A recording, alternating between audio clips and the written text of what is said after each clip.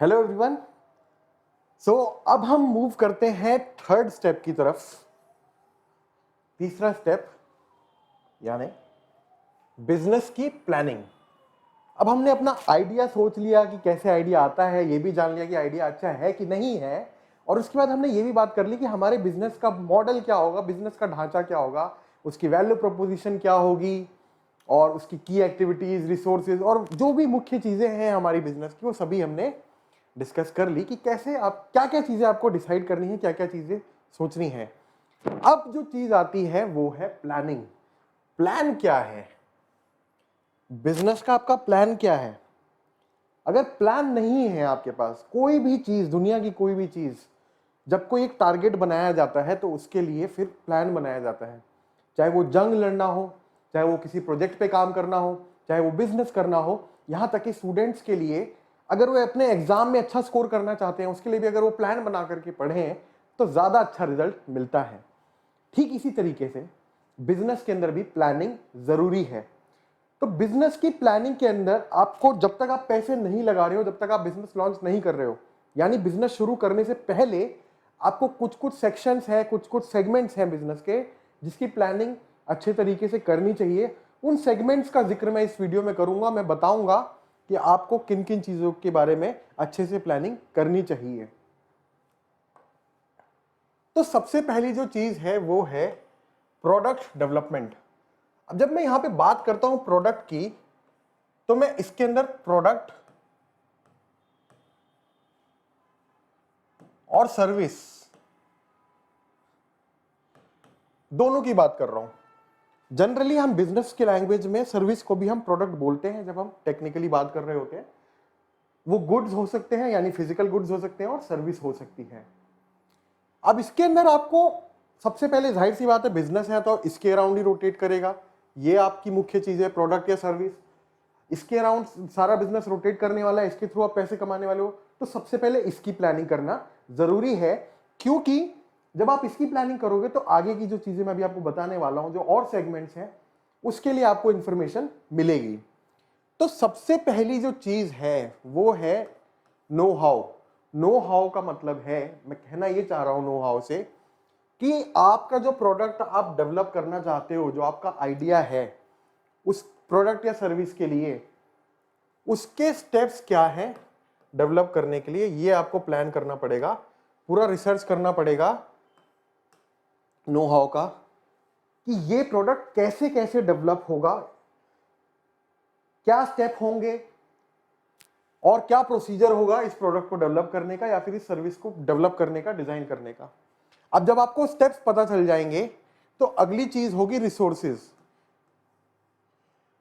अब रिसोर्सेज का मतलब क्या है कि अब आपको स्टेप्स पता चल गए तो आपको ये पता है कि इसके अंदर क्या क्या चीजों की जरूरत पड़ेगी। आपको अगर प्रोडक्ट डेवलप कर रहे हो तो आपको एक पैकेजिंग की जरूरत पड़ेगी, आपको प्रोडक्ट के रॉ मटेरियल की जरूरत पड़ेगी, और आपको प्रोडक्ट के जो इक्विपमेंट्स हैं उसको डेवलप करने के लिए वो जरूरत पड़ सकता है। सेम सर्विस के लिए आपको किसी इक्विपमेंट की जरूरत पड़ सकती है। तो आपको रिसोर्सेज की जितनी भी डिटेल्स हैं, चाहे वो वेंडर्स की हो, सप्लायर्स की हो,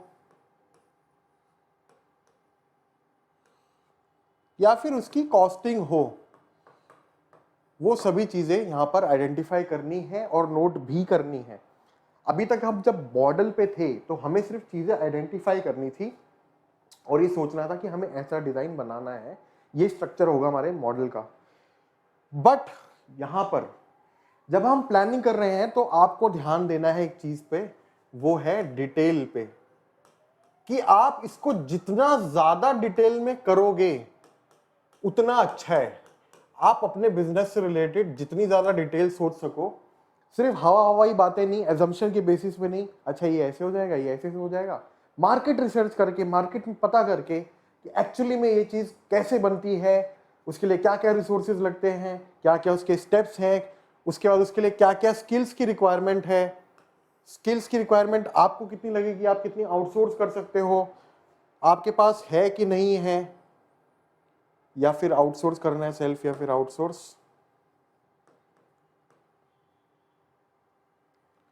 उसके बाद कोई टेक्नोलॉजी की रिक्वायरमेंट है, अगर सर्विस है तो हो सकता है कि आपको कोई टेक्नोलॉजी की रिक्वायरमेंट पड़े, ये भी एक इंपॉर्टेंट चीज है। देखो प्लानिंग के अंदर मैं आपको ये नहीं कह सकता कि आप ये प्लान करो और ये प्लान मत करो। प्लानिंग एक ऐसी चीज है जो कि आपको खुद ब खुद अपने आइडिया के हिसाब से, क्योंकि हर आइडिया की बिल्कुल डिफरेंट प्लानिंग होगी, हर आइडिया के बिल्कुल डिफरेंट एलिमेंट्स होंगे, उस आइडिया के हिसाब से आपको वो एलिमेंट्स डिसाइड करने पड़ेंगे कि वो एलिमेंट्स मेरे को कैसे कैसे इंप्लीमेंट करना है, क्या प्लान है उसका मेरा। आपको जब इन चीजों की समझ हो जाएगी प्रोडक्ट को लेके, ये चारों चीजों की, कि प्रोडक्ट डेवलप कैसे करना है, उसके लिए क्या क्या रिसोर्सेज लगेंगे, उसके लिए क्या क्या स्किल्स की रिक्वायरमेंट है, और उसके लिए क्या क्या टेक्नोलॉजी की रिक्वायरमेंट है, तो आपके पास ये एक स्वरूप आ जाएगा प्रोडक्ट डेवलपमेंट की प्लानिंग का। फिर जो अगली चीज आएगी वो है टेक्नोलॉजी। टेक्नोलॉजी को अलग से मेंशन इसलिए किया है क्योंकि सिर्फ प्रोडक्ट डेवलपमेंट में टेक्नोलॉजी यूज नहीं होती है, आपके ओवरऑल पूरे बिजनेस में भी टेक्नोलॉजी यूज हो सकती है, डिपेंडिंग अपॉन कि आपका बिजनेस कैसा है। हो सकता है आपको वेबसाइट और ऐप डेवलप करने की जरूरत हो, बट वो प्रोडक्ट आपका मेन प्रोडक्ट ना हो, वो आपका चैनल हो। हमने बात करी थी चैनल की, हो सकता है अब जैसे hapme.com है, हमारी वेबसाइट हमारा प्रोडक्ट नहीं है, हमारा प्रोडक्ट हमारे गिफ्ट्स हैं, लेकिन हमारी वेबसाइट हमारी टेक्नोलॉजी है, उस पर हमें काम करना पड़ता है। तो हमें ये पता होना चाहिए नो हाउ में, फिर से वही चीज कि वेबसाइट की टेक्नोलॉजी हमारी, कैसे हमें वेबसाइट बनानी है, कैसे कैसे वेबसाइट बनती है या फिर हमें बनवानी है, क्या क्या रिसोर्सेज रिक्वायर्ड है। अब वेबसाइट में आप सोचोगे क्या रिसोर्सेज रिक्वायर हो सकते हैं। फॉर एग्जाम्पल आप वेबसाइट बना रहे हो तो वेबसाइट के अंदर आपको उसके लिए कंटेंट रेडी करना पड़ेगा, आपको ग्राफिक कंटेंट चाहिए होगा, आपको रिटर्न कंटेंट चाहिए होगा जो कि आप उस पर डाल सको। उसके बाद जो अगली चीज है वो है स्किल्स। टेक्नोलॉजी वेबसाइट का एग्जांपल है कि आपको या तो डेवलप खुद करनी पड़ेगी या तो आपको करवानी पड़ेगी, आपको आउटसोर्स करनी पड़ेगी। कोई और आप टेक्नोलॉजी अगर यूज कर रहे हो जो कि स्पेसिफिकली आपके प्रोडक्ट और उस पर बेस्ड नहीं है लेकिन आपके बिजनेस का पार्ट है, फॉर एग्जाम्पल आप कोई सॉफ्टवेयर यूज करना चाहते हो अपने बिजनेस के ऑटोमेशन के लिए, तो उस सॉफ्टवेयर को कैसे चलाना है वो स्किल आपको एक्वायर करनी पड़ेगी। आपको बिजनेस के एनालिसिस करने के लिए, एनालिटिकल सॉफ्टवेयर यूज करने के लिए स्किल एक्वायर करनी पड़ेगी। वो सभी चीजें, देखो ये प्योरली सिंपल सी बात है, मैं बार बार कह रहा हूं कि आपके बिजनेस के ऊपर डिपेंड करता है कि आपका बिजनेस का आइडिया क्या है। तो अगली चीज, आपने जब टेक्नोलॉजी डिसाइड कर ली तो अगली चीज आती है सेल्स एंड मार्केटिंग। अब सेल्स एंड मार्केटिंग हमें पता है कि सबसे ज्यादा इंपॉर्टेंट चीज है किसी भी बिजनेस के लिए, क्योंकि बिजनेस का मतलब है कि आप पैसा कमाना चाहते हो। अब पैसा कमाने के लिए सेल्स और मार्केटिंग की एक्टिविटीज करनी पड़ती है। सेल्स और मार्केटिंग आप नहीं करोगे तो बिजनेस आपका अल्टीमेटली फेल हो जाएगा और आपको रिजल्ट नहीं मिलेंगे। तो इसमें 4 चीजें होती हैं मुख्य तौर पे: प्रोडक्ट, सर्विस, कस्टमर, प्लेस और मेथड। ये 4 चीजों के ऊपर आपको प्लानिंग करनी होती है। प्रोडक्ट या सर्विस का मतलब है what you want to sell. अब आपके अंदर आपको सिर्फ अपना प्रोडक्ट पता होना काफी नहीं है। जब हम सेल्स एंड मार्केटिंग की बात करते हैं तो आपको अपने प्रोडक्ट की गहराइयों तक जाना पड़ेगा, उसके फीचर्स की एक लिस्ट बनानी पड़ेगी कि आपके प्रोडक्ट के फीचर्स क्या हैं, उसकी क्या यूएसपी है, उसका प्राइस आप क्या रख सकते हो, वो मार्केट में एग्जिस्ट, उसकी मार्केट प्रेजेंस क्या है, मार्केट में एग्जिस्ट करता है कि नहीं करता, वो नया प्रोडक्ट है। ये सभी चीजें अपने प्रोडक्ट के बारे में जो भी आपको मार्केटिंग और सेल्स में हेल्प करे वो सभी चीजें आपको प्लान करनी पड़ेंगी और नोट डाउन करनी पड़ेंगी। उसके बाद कस्टमर, यानी आप किसको बेचना चाहते हो, जो हमने बात करी थी कि आपका टारगेट कस्टमर में से आपका सेगमेंट कौन सा है। तो आपको ये डिसाइड करना है कि आपके कौन कौन से सेगमेंट हैं। लेट्स से आपके 2 सेगमेंट है, एक्स और वाई। आपने डिसाइड कर लिया तो उनकी डिटेल्स आप नोट करो, आप उसको प्लान करो कि मैं इस कस्टमर को टारगेट करूंगा मार्केटिंग के वक्त और मैं कोशिश करूंगा मैं इससे सेल्स निकालूंगा। फिर उसके बाद तीसरी चीज है प्लेस। प्लेस का मतलब है कि किस चैनल के थ्रू आप अपना प्रोडक्ट या सर्विस बेचना चाहते हो, सेल करना चाहते हो। इसमें आप हो सकता है आप सोचो कि आप शॉप पे सेल करना चाहते हो, आप ऑनलाइन सेल करना चाहते हो, आप मार्केट प्लेसेस पे सेल करना चाहते हो। इस तरीके से आपको प्लेस डिसाइड करनी है। उसके बाद जो चौथी चीज है वो है कि आप अपना प्रोडक्ट को एडवर्टाइज कैसे करोगे। मेथड क्या होगा, डिजिटल मार्केटिंग एक मेथड हो सकता है,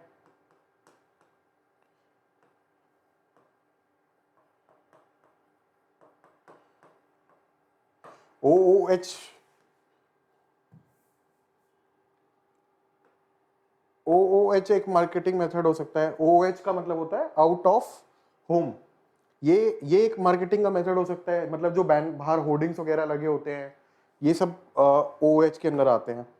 ठीक है, तो यहां पर आपको सेल्स एंड मार्केटिंग के अंदर क्या बेच रहे हो, किसको बेच रहे हो, कहां बेचना चाहते हो और कैसे मार्केटिंग करके बेचना चाहते हो। अब इसके अंदर आप और सेगमेंटेशन कर सकते हो कि आप गूगल पे एड्स लगाओगे, फेसबुक पे एड्स लगाओगे, या फिर सिर्फ आप ऑर्गेनिक करना चाहते हो। अभी शुरुआत में आपको लगता है कि सोशल मीडिया पे ही आप अपने इतना अच्छा कर सकते हो, ऑर्गेनिकली आपको बहुत सारी ऑडियंस मिल जाएगी। आप अलग अलग सेगमेंटेशन करके आपको उसकी प्लानिंग करनी पड़ेगी यहाँ पे, और चारों सेगमेंट को अच्छे से डिजाइन करना पड़ेगा। और ये हमने प्रोडक्ट और टेक्नोलॉजी के बाद इसलिए किया है क्योंकि जब हमें अपने प्रोडक्ट की अच्छे से प्लानिंग कर लेंगे तो हमें उसकी अच्छी डिटेल्स पता होगी, टेक्नोलॉजी की अच्छी डिटेल्स पता होगी, तो हम इसको ज़्यादा बेहतर तरीके से प्लान कर पाएंगे। तो जिस ऑर्डर में मैं आपको चीज़ें बता रहा हूँ, इसी ऑर्डर में आपको प्लान करनी है, क्योंकि ये सब एक दूसरे से रिलेटेड है। तो अगर आपने पिछली वाली चीज़ें नहीं करी होंगी तो अगली चीज़ आप अच्छे से नहीं कर पाओगे। अब आगे बढ़ते हैं। की पॉइंट्स इसके आपको बहुत ध्यान रखने हैं कि अगर आप प्रोडक्ट सेल नहीं कर सकते तो आपका कोई बिजनेस नहीं है। इसीलिए सेल्स एंड मार्केटिंग को हल्के में नहीं लेना है, उसे पहले से बहुत अच्छे से प्लानिंग करना है, मार्केटिंग की समझ बनानी है, और आपको लोगों से जिनसे आप बात करते हो, जो मार्केटिंग की नॉलेज रखते हैं, ऑनलाइन जहाँ पे भी आप रिसर्च कर सकते हो, मार्केटिंग सीखने की कोशिश करनी है। और आपको अपने क्लाइंट्स और मार्केटिंग की अच्छी समझ है, ये बहुत ज़रूरी है। आपको इस चीज़ की अंडरस्टैंडिंग होनी चाहिए। इसका रीज़न अभी आपको मैं आगे भी बताऊंगा। जब हम पैसे अरेंज करते हैं बिजनेस के लिए, उसके लिए भी इसकी बहुत ज़रूरत पड़ती है। और आपको जब तक अपने मार्केट की और क्लाइंट्स की अंडरस्टैंडिंग नहीं होगी, तब तक आप अच्छे से प्लानिंग नहीं कर पाओगे। मार्केटिंग सब प्लान, यानी कि मार्केटिंग और सेल्स का जो हम बिजनेस प्लान बना रहे हैं, आप किसको बेचना चाहते हो, कहाँ बेचना चाहते हो और कैसे बेचना चाहते हो, यही है। इसके बारे में आप जितना सोच सकते हो, जितना लिख सकते हो, आपको लिखना चाहिए। उसके बाद आती है बिजनेस ऑपरेशंस की बात। सबसे पहले मैं ये क्लियर कर देता हूं कि बिजनेस ऑपरेशंस होता क्या है।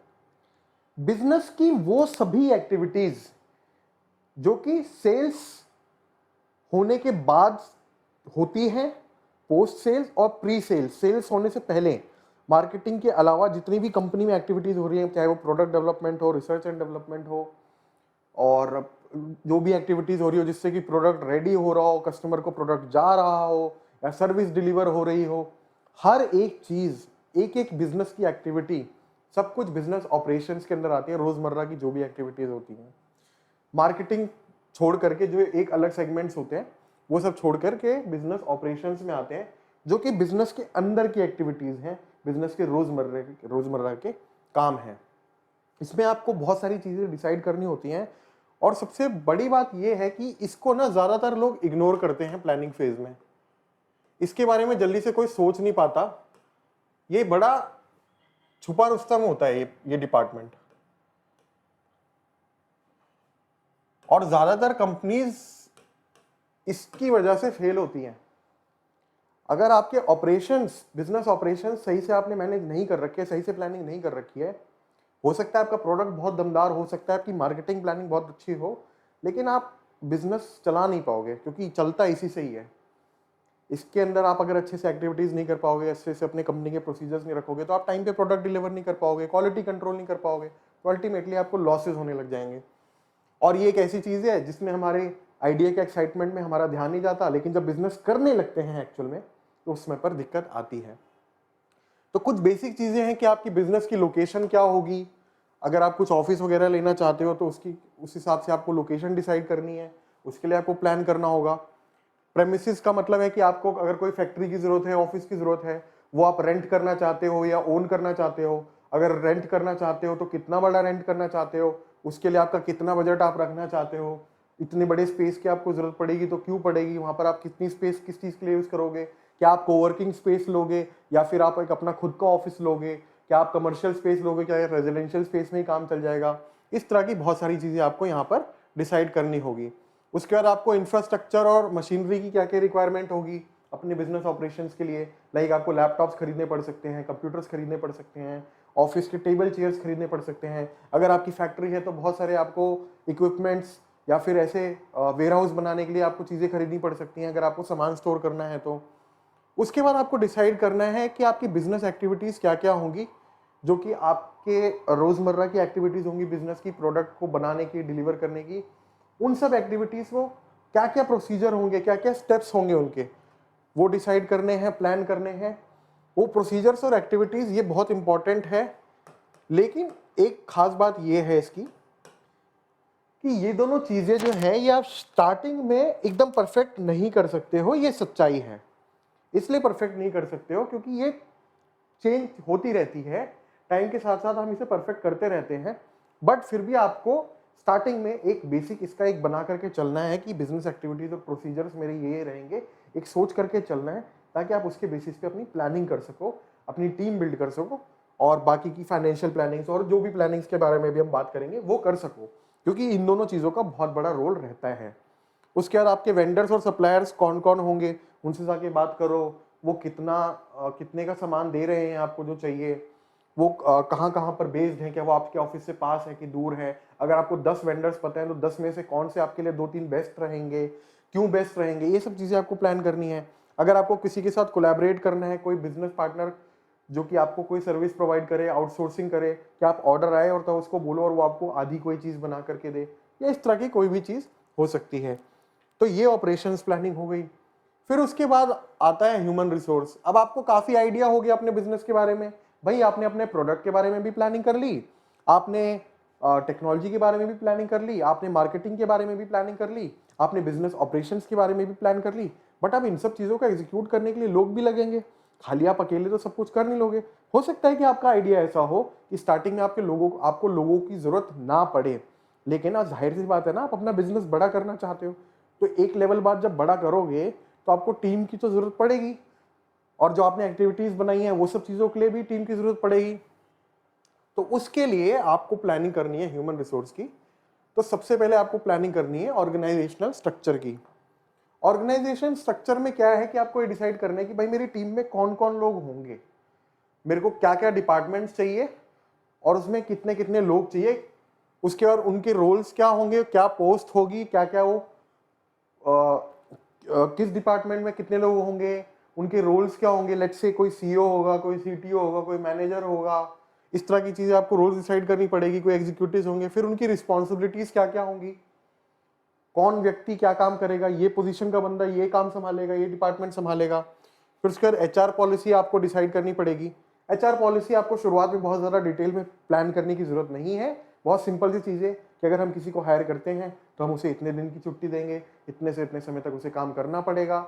और इसमें आपको जाहिर सी बात है अपने लॉज का भी ध्यान देना है कि आप जो भी लॉज, आपकी कंपनी जिस भी जगह पर हो, आपका बिजनेस जिस भी जगह पर हो, वहाँ के लॉज फॉलो करती हो। उसके बाद सबसे इंपॉर्टेंट चीज़, आपका हायरिंग प्रोसेस क्या होगा।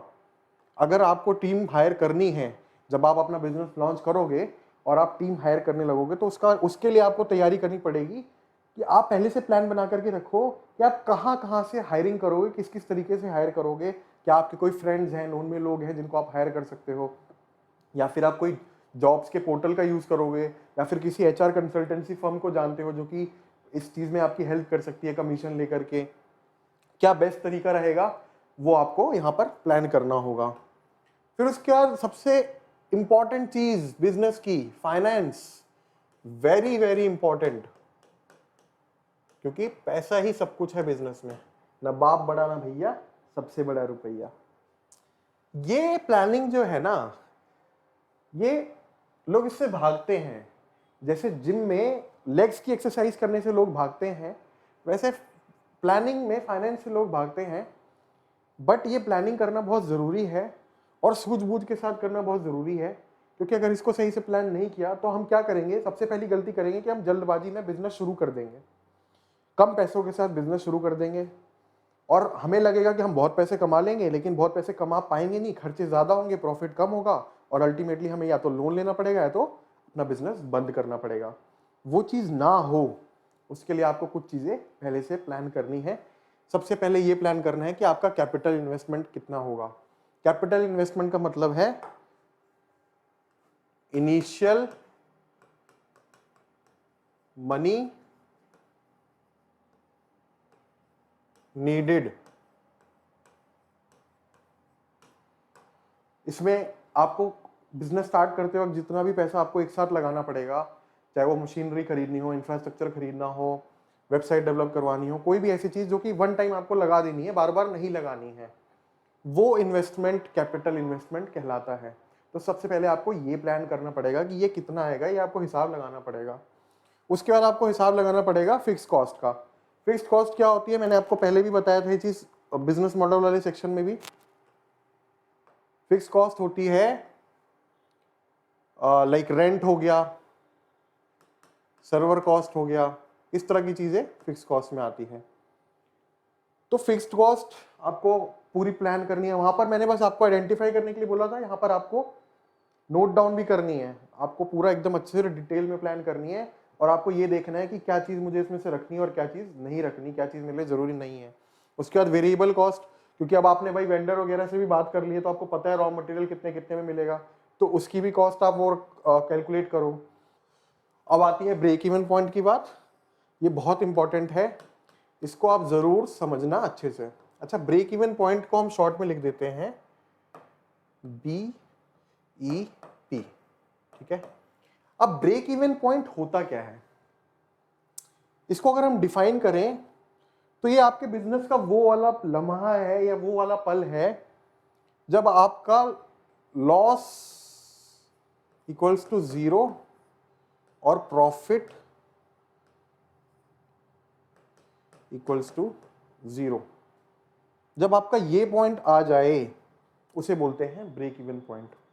अब ब्रेक इवन पॉइंट निकालने के लिए क्या होता है formula, fixed cost plus variable cost. ये जो आपकी कॉस्ट है, जो आपकी मंथली कॉस्ट है, या जिस हिसाब से भी आप कैलकुलेट करोगे, fixed cost plus variable cost जो है, ये आपके जब रेवेन्यू के इक्वल हो जाए, ये अभी हम मंथली ब्रेक इवन की बात कर रहे हैं, दो तरह के ब्रेक इवन होते हैं, इसको मैं लिख देता हूं यहां पर, मंथली। जब ये रेवेन्यू के इक्वल हो जाए, यानी कि सपोज आपको किसी एक महीने में आपका खर्चा आया 5 लाख रुपए का, और उस महीने आपने कमाए भी 5 लाख रुपए, तो आपने ना कुछ गंवाया ना आपने कुछ कमाया, ना आपको कोई प्रॉफिट हुआ ना आपको कोई लॉस हुआ, यानी उस महीने आपने ब्रेक इवन अचीव किया। ब्रेक इवन के बाद जो भी आप पैसा कमाओगे, फिक्स कॉस्ट आपकी फिक्स थी, वेरिएबल कॉस्ट लगेगी, तो वेरिएबल कॉस्ट के ऊपर आपका ऑटोमेटिकली प्रॉफिट आना शुरू हो जाएगा, क्योंकि ये तो सेल्स के हिसाब से है, तो हमेशा ये तो बढ़ती जाएगी सेल के हिसाब से, बट ये तो वहीं की वहीं रहेगी ना। तो एक पॉइंट बाद आपका ब्रेक इवन पॉइंट आ जाता है और आपकी प्रॉफिट होना शुरू हो जाता है। अब इसके अंदर एक मजेदार बात यह है कि ये तो मंथली हो गया, कि चलो एक तसल्ली हो जाती है कि भाई चलो हम इस पॉइंट पर आ गए कि अब हमारा मंथली जितना खर्चा होता है उतने हमारा रेवेन्यू जनरेट होने लग गया है, मतलब अब हमें लॉस होना बंद हो गया है।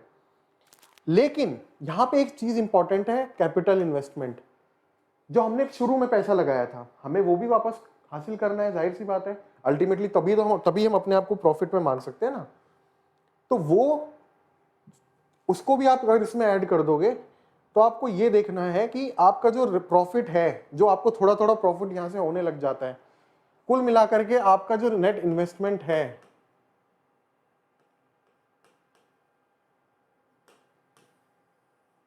वो कितने दिन में आपको मिल जाएगा। लेट्स से मैंने कैलकुलेशन करी और मेरे को ये एहसास हुआ कि 1 लाख रुपए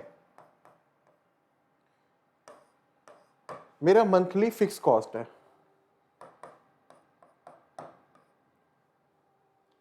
और अगर मैं 2 लाख रुपए महीने की सेल करता हूं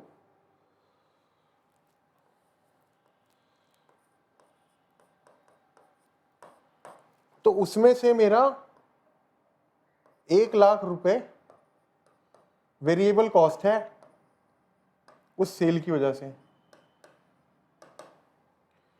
तो इस एग्जांपल में इसको हम थोड़ा अच्छे से समझते हैं, एग्जांपल को यहां पर पूरा कैलकुलेशन करके लिख के।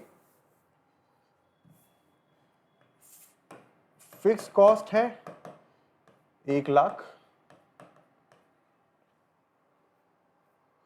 वेरिएबल कॉस्ट जो है वो 50% है मेरा ऑफ सेल, जितनी की मैं सेल करूंगा उसका 50% मेरा वेरिएबल कॉस्ट आएगा। यानी अगर मेरी सेल्स आ रही है 2,00,000 रुपए, तो मेरा वेरिएबल कॉस्ट हो जाएगा 1,00,000 रुपए। 1,00,000 हो गया मेरा वेरिएबल कॉस्ट, 1,00,000 हो गया मेरा फिक्स कॉस्ट, और मेरी सेल आई कितनी थी 2,00,000 रुपए की। तो इस केस में ना मेरे को कोई प्रॉफिट हो रहा है ना लॉस हो रहा है। तो ये हो गया मेरा monthly break even point in terms of revenue. Revenue के टर्म्स में ये मेरा ब्रेक इवन पॉइंट हो गया कि इतना रेवेन्यू मेरे को जब 2,00,000 रुपए महीने की सेल होने लग जाएगी तो मेरे को ना कोई लॉस होगा ना मेरे को कोई प्रॉफिट होगा। ये चीज बहुत जरूरी है आपको निकालना कि अगर आप 1,00,000 रुपए खर्च कर रहे हो तो आपको जब आप 2,00,000 रुपए की सेल कर रहे हो तो आपका कितना उसमें खर्चा आता है, जो कि सेल के ऊपर डिपेंडेंट है। उसके बाद अब ये तो हो गया मंथली ब्रेक इवन पॉइंट। अब यहां पर हमें ये पता चल गया कि 2,00,000 रुपए से हमें ब्रेक इवन पॉइंट है ये हमारा रेवेन्यू का। अब अगली चीज आती है ओवरऑल ब्रेक इवन पॉइंट, यानी इन्वेस्टमेंट हमारा कब निकलेगा। सपोज मान लेते हैं हमने इन्वेस्ट किए थे शुरू में 5,00,000 रुपए। अब अभी तक हमारा इन्वेस्टमेंट, अभी तक हमने कोई नो प्रॉफिट नो लॉस है। अब हम ये मान लेते हैं कि एक सिचुएशन ऐसी आ गई कि हमारा बिजनेस 3,00,000 रुपए महीने का रेवेन्यू करने लग गया। अब 3,00,000 रुपए के रेवेन्यू में क्या होगा, 1,50,000 रुपए वेरिएबल कॉस्ट आएगा, 1,00,000 रुपए फिक्स कॉस्ट आएगा, तो प्रॉफिट कितना हुआ 50K का, 50,000 रुपए का। तो जिस मूवमेंट से 3,00,000 रुपए की रेवेन्यू होने लग जाएगी तो ये 50,000 रुपए महीने का प्रॉफिट हो रहा है, तो यानी कि 10 मंथ्स में आप अपना ये इन्वेस्टमेंट भी निकाल लोगे, तो आपका ब्रेक इवन पॉइंट हो गया 10 मंथ्स। अब आप ये सोच रहे होगे कि हमें ये कैसे पता चलेगा कि हमारी 3,00,000 रुपए की सेल कब आएगी, 2,00,000 की कब आएगी। ये आपको प्लान करना है अपने सेल्स एंड मार्केटिंग में टारगेट बना करके, और एक्चुअल प्रैक्टिस में सोचना है कि आप कितनी सेल एक्चुअल में ला पाओगे। एक अगर आप तरीके से प्लान करोगे कि मान लो शुरू में पहले हफ्ते मेरे पास 10 ही सेल आई, 20 ही सेल आई, और आपको हर महीने के लॉसेस भी, क्योंकि अभी हमने बात करी सीधा ब्रेक इवन पॉइंट से कि 2,00,000 रुपए की सेल होने पर ब्रेक इवन पॉइंट हो रहा है, इसके पहले आप लॉस के फेज में भी रहोगे, हो सकता है आपके शुरुआत में आपको लॉस भी हो, तो वो कैलकुलेशन भी आपको करनी है। और वो लॉस कम से कम हो, उसके लिए हमें क्या करना चाहिए कि बिजनेस जब तक हमारा बड़ा ना हो तब तक हमें इसको मिनिमम रखना चाहिए, यानी फिक्स्ड कॉस्ट को मिनिमम रखना चाहिए। कोई बड़ा ऑफिस नहीं लेना चाहिए, ज्यादा लोगों को हायर नहीं करना चाहिए, बहुत ज्यादा मार्केटिंग में खर्च नहीं करना चाहिए। मार्केटिंग में स्मार्टली खर्च करना चाहिए जिससे कि हमें रिजल्ट मिले, बस अंधाधुंध नहीं खर्च करना चाहिए। ये कम होगा तो लॉसेस भी कम होंगे, ब्रेक इवन पॉइंट ऑटोमेटिकली नीचे रहेगा। तो आपको ये चीज बहुत स्मार्टली कैलकुलेट करनी है कि आपका ब्रेक इवन पॉइंट मंथली वाला कितना आएगा और टाइम कितना लगेगा आपको अपना पैसा वापस रिकवर करने में। आपका बिजनेस, आपको अलग अलग आप फेजेस बना सकते हो कि भाई लॉस का फेज है, फिर ब्रेक इवन का फेज है, फिर प्रॉफिट का फेज है, फिर ओवरऑल ब्रेक इवन का फेज है। आप अलग अलग शेड्यूल बना सकते हो। और इसी के लिए काम आती है अगली चीज जो है वो है बजटिंग। अब बजटिंग के लिए क्या होगा, अब आप बजटिंग क्यों करते हो, बजटिंग इसलिए करी जाती है ताकि ये जो फिक्स्ड कॉस्ट है और जो वेरिएबल कॉस्ट है इसे हम कंट्रोल में कर सकें। जब कंट्रोल में रहेगी तो आपने जो प्लानिंग करी होगी ब्रेक इवन पॉइंट की, अपने फाइनेंसिस की, आप जब खर्च भी उसी हिसाब से करोगे और कमाने का भी टारगेट हिसाब से बनाओगे। हमें क्या लगता है ना, कोशिश ये करते हैं फटाफट फटाफट बहुत सारा पैसा कमा लें, लेकिन सही सच्चाई ये है कि अगर आप प्लान करके टारगेट बना करके कमाओ भी और टारगेट बना करके खर्च भी करो कि भाई शुरुआत में हम इतना ही खर्च करेंगे और इतना ही कमाना चाहते हैं, उसके बाद फिर धीरे धीरे हम आगे चल के चीज़ें बढ़ाएंगे। तो बजटिंग वहाँ पर काम आती है कि फिक्स कॉस्ट में आपने बजट तय कर दिया कि इतना ही बजट हम रिसर्च एंड डेवलपमेंट को देंगे, इतना बजट हम मार्केटिंग को देंगे। इस तरीके से आपको बजटिंग की प्लानिंग करनी होगी। और जो आखिरी चीज़ है वो है इन्वेस्टमेंट प्लान, कि आप फाइनेंस कैसे इकट्ठा करोगे, आपका क्या प्लान है कि आपको जितना पैसा चाहिए वो आप कैसे कैसे लेकर के आओगे और कैसे कैसे उसको अपने बिजनेस में इन्वेस्ट करोगे, धीरे धीरे करके या एक साथ, वो प्रोक्योर कैसे करोगे, इसके बारे में, कि पैसा लाना कैसे, अरेंज कैसे करना है, वो हम लोग अलग लेसन में, अलग वीडियो में बात करेंगे। इन्वेस्टमेंट प्लान में आपको बस ये सोचना है कि आप पैसा कैसे लगाओगे, आपका सोर्स ऑफ मनी क्या है, और आप एक साथ लगाओगे, कुछ महीनों के लिए रखोगे, 3 महीने के लिए, 6 महीने का बजट बन गया। अब आपको पता है हर महीने मेरा कितना खर्चा आने वाला है, तो आपको ये सोचना है कि आपको कितने पैसे रखने हैं। मेरा सजेशन ये रहता है कि मिनिमम 6 मंथ्स का आपके पास इन्वेस्टमेंट होना चाहिए, कैपिटल इन्वेस्टमेंट प्लस ये 6 महीने का कॉस्ट। इतना पैसा आपको लेकर के स्टार्टिंग में ही चलना चाहिए, ये आपका इन्वेस्टमेंट प्लान होना चाहिए। और जरूरी नहीं कि आप एकदम बड़े लेवल पे बिजनेस स्टार्ट करो, आप छोटे लेवल पर भी स्टार्ट कर सकते हो, तब ये कॉस्ट बहुत ज्यादा बड़ी नहीं दिखेगी। अब उसके बाद जब ये सारी चीजें प्लान हो जाएं, तो आपको अपना माइलस्टोन शेड्यूल जरूर बनाना चाहिए प्लानिंग में। माइलस्टोन शेड्यूल मतलब सिंपली ये है, लेट्स से ये एक पहला स्टेप हो गया, ये दूसरा हो गया, ये तीसरा हो गया, ये चौथा हो गया। और आपने ये सोचा है कि लेट्स से पहला माइलस्टोन हो गया लॉन्चिंग, लॉन्च करना है आपको बिजनेस। आज अगर आप मान लो कि आपको लॉन्च करना है 1 जनवरी 2022 को, तब तक आप इस पे सारी लॉन्चिंग पे तैयारी करो। फिर उसके बाद अगला स्टेप जो है वो है लॉन्च करने के बाद सेलिंग में एक लेट से आपको 50,000 रुपये का टारगेट अचीव करना है महीने का, 50K, और आपको ये अचीव करना है 15 फरवरी 2022 तक। फिर आपको 2 लाख रुपए का टारगेट अचीव करना है, तो आपने उसके लिए सेट किया 2 लाख, ये आपने सेट किया 1 अप्रैल का कि आपको 2 लाख रुपए महीने रेवेन्यू जनरेट करना है। इस तरीके फिर उसके बाद आपने ये सोचा कि मेरे को ब्रेक इवन पॉइंट का अपना एक टारगेट सेट करना है। वो हो सकता है आपने सारी कैलकुलेशंस करी हो, तो आपको लग रहा हो कि 10 महीने बाद मेरा ब्रेक इवन निकल आएगा, तो उस हिसाब से आपका 1 नवंबर को हो जाएगा, 1 नवंबर 2022 को। ये सिर्फ एक एग्जांपल है, आप माइलस्टोन सिर्फ पैसों के बेसिस पर ही नहीं, आप माइलस्टोन नंबर ऑफ यूजर्स के बेसिस पे कर सकते हो, या कोई भी ऐसा पैरामीटर जो कि आपको आपके बिजनेस आइडिया के बेसिस पे ये फील कराए कि आप सक्सेसफुल हो रहे हो।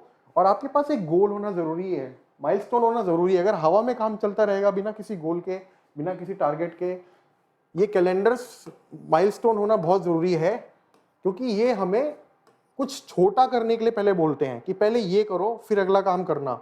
हम अगर सीधा हर समय पर इसी के बारे में सोचते रहेंगे ना, तो दिक्कत आएगी। इसलिए हमें छोटे छोटे माइलस्टोन बनाने चाहिए, उनकी डेट्स बनानी चाहिए, पूरी प्लानिंग करनी चाहिए, तभी आगे बढ़ना चाहिए। तो अभी तक हमने आइडिया के बारे में बात कर ली, बिजनेस मॉडल के बारे में बात कर ली, प्लानिंग भी कर ली है।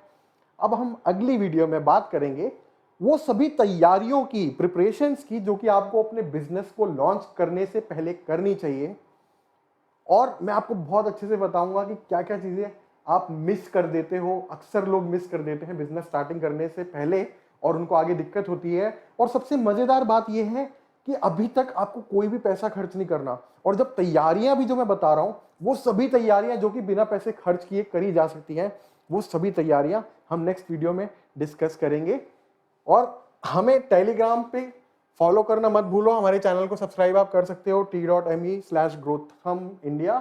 वहां पर आप हमें कनेक्ट करोगे तो आपको कोर्स से रिलेटेड भी अपडेट्स मिलेंगे, और साथ में ही हम वहां पर आपसे वैल्यूएबल चीज भी शेयर करते रहेंगे। मिलते हैं नेक्स्ट वीडियो में।